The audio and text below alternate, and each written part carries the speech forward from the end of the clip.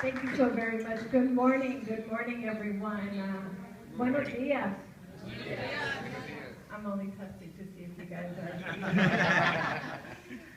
Wow, first of all, Mayor, thank you so very much. I'm happy to be here in your great city. It's always wonderful to be able to come through, whether we're passing through or we're here socially or for any one of the events. It certainly is a spectacular city. I hail from the city of Patterson, so I know, from one urban city to another, I certainly recognize some of the concerns and some of the struggles that you started to talk about and mention, and we're always conscious every single day, every day. We live it every day, and we fight and look forward to make sure that we have an opportunity to continue and trying to do the best that we can for all of our people, and certainly all throughout our entire community, but certainly throughout the state of New Jersey. But ladies and gentlemen, let me just say thank you so very much for the invitation. I am so very happy to be here. I want to especially express my appreciation for the invitation to come. Some of my very, very dear and good friends, as Frank was talking about just before, we have had the opportunity to work on a number of things. I absolutely love Christian. Christian is such an incredible young man and so great and so energetic. So I know that whenever Christian picks up the phone and calls me, guess what? I always answer the phone. So, and he knows it because he's so persistent, though, by the way. So even when I don't answer, he'll make sure that to continue on. But I know that I want to say hello to Bill Colon and to Carmen Torres, who's been such an incredible there are two individuals that constantly is around, not only here in the city of New York, which I know is where their hearts are at, but all throughout the state of New Jersey, working and fighting for so many causes, but certainly the education of our children all throughout the state of New Jersey, and especially among our Latinos. I want to also extend my greetings to the Latino Coalition, the members here. We had a brief moment of talking on some of the issues that they too are going through, and regardless of whether it's the city of New York or Patterson, we have so many common issues that we can all talk about that carries all throughout the state of New Jersey. So it all depends on size, isn't that right, Mayor? It's all about size, but the problems are all pretty much the same. So as members of the legislature, let me just say for us, we recognize that. We make sure that when we speak, and we speak in one voice, and we're speaking about things that matter to all of us.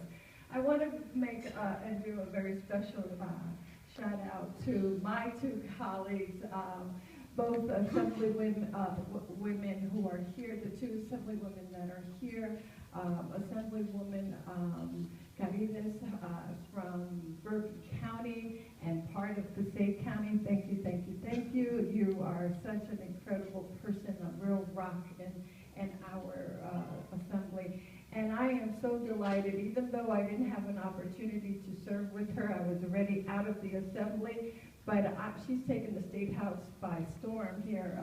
Assemblywoman Pito Marin, who is doing such a great job. Thank you so much.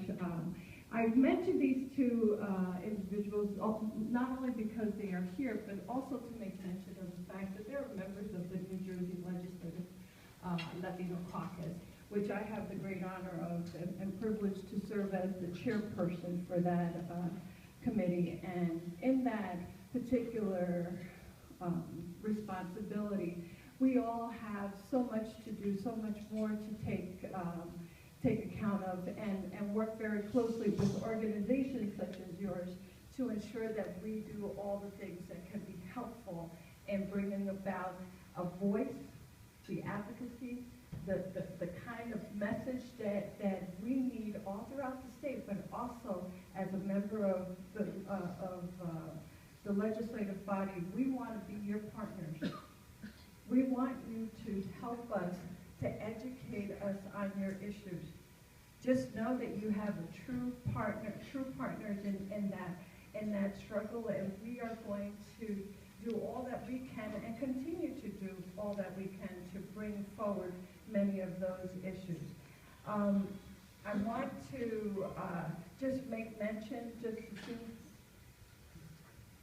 I just want to make mention of the fact that there, both the mayor as well as Frank was mentioning some of the issues that are so dear to all of us, all of which we are continuing to see.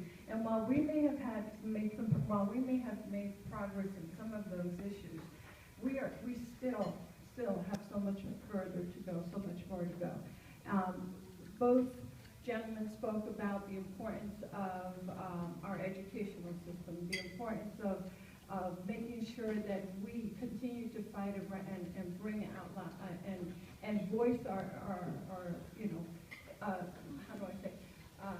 raise our voices louder in terms of the issue of immigration. As you know, there was a huge, big campaign going on, and I see some people in the room here today that were all very much a part of that. Those large campaign issues with respect to the dreamers and making sure that they had the same opportunity as each and every one of us. These are our future, our children, a part of our family, and how could we not do everything in our power to see that happen? And guess what? There was a lot of pushback, as you all know. There was a great deal of pushback, but fortunately we prevailed. We prevailed because of many of, and if not all the people in this room that made it happen, because we stayed together, we united, we fought for issues that were all too important to us until it got passed into law and signed into law. Regardless of those that wanted to stop us from doing that, we made it happen. You made it happen. You made it happen, and that's where the difference comes in. We were also talking about what your voices mean and the power of your vote. Well, guess what? The power of your vote really took hold. You know when? When Governor Christie tried to stop us from a legislative point of view of trying to get something that was just a matter of fairness, the minimum wage act, if you remember, and I'm sure you all do, because that really makes a difference in the lives of so many of the people that we know within our community. But we weren't asking for a lot, because if you think about it, these are not even livable wages still to begin with, but we just wanted to continue to raise that bar just a little. And there was so much apprehension and pushback. So guess what happened? When the Democratic legislature was not able to get that passed legislatively, you all as voters made it happen through the power of your vote by making sure to go out there and making a difference and voting on this through the referendum. And that is the difference of when people unite and get together and do things together. That's when you are able to influence your power, empower your political and economic advancement for an entire community, an entire state, and that's where it makes a difference. So ladies and gentlemen, I know that the people in this room, I'm not saying anything differently than what you already know. You are already leaders. You are people who are here because, first of all, I know you could be doing something very different at, what time is it? 10 to 10 on 10 o'clock and on a Saturday morning, right? And I know that many of you are here because you care, because you want to do something, because you want to lead into making a difference. I want to congratulate you. I want to commend you. I want to ask you to continue with that. I want to ask you to continue to be partners with us. We are doing some really wonderful, very important things in the legislature right now. Right now, I have a bill, and I was reading one of the items on your platform with respect to some of those legislative issues that you're concerned about. And I read very quickly the juvenile justice system reform what an important issue. For those of you in the room that know of the kind of work that I've been doing, let me just say to you, I'm there. I'm working on that. But for those of you that do not know that, please look it up, because I need your feedback. I need your help. I need folks like yourself to help me. I'm going all around the state of New Jersey, meeting with all those major stakeholders. Why? Because the majority of our children, the majority of our folks are the ones that are being incarcerated by leaps and bounds in terms of the number, and it is the amount of young men and women, but mostly males, both African American and Latinos, that are being in prison today, and our juvenile justice system has not been reformed in decades, And I'm not saying everything is wrong, but I am certainly telling you not everything is right. And the only way we are going to make a difference is by addressing that. And I am absolutely going around the entire state looking for folks both from every single walk of life, from a parent advocate who has had their child in a prison system to those professionals and those individuals that have something to do with whether it's the folks that watch over or lock our young men and women every day in their in those correctional institutions, or whether it's those individuals that are out there from the mental health field or the court system that makes those decisions either to help or to incarcerate them. Let me just say to you, it's such an important issue. We are losing future generation, and we have to look for ways on how to correct that. I'm not saying that some folks that are in jail should not be in jail. Let's recognize it. Let's face it.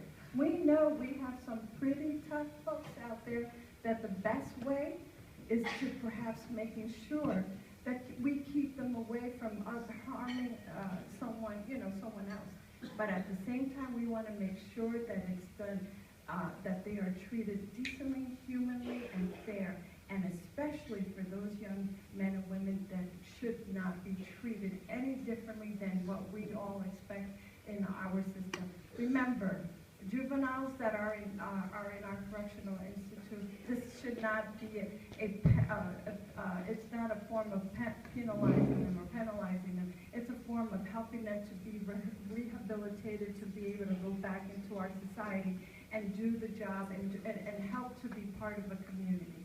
We have a responsibility to make sure that we make a difference in that. So I'm going to stop because, as you can see, I get passionate and I'll keep talking. I don't want to delay your morning session, but thank you so very much. There's so many other issues, ladies and gentlemen, that we really want you all to be aware of. Look us up, contact us. Any members, any one of the members of the Latino Legislative Caucus are more than happy to reach out, speak to you, get involved, and ask for your support and help and partnership on many causes. Not just some of the ones we talked about, not just some of the ones that were completed. The job is not completed, it's only begun. And it starts here today with all of you. Thank you so very much.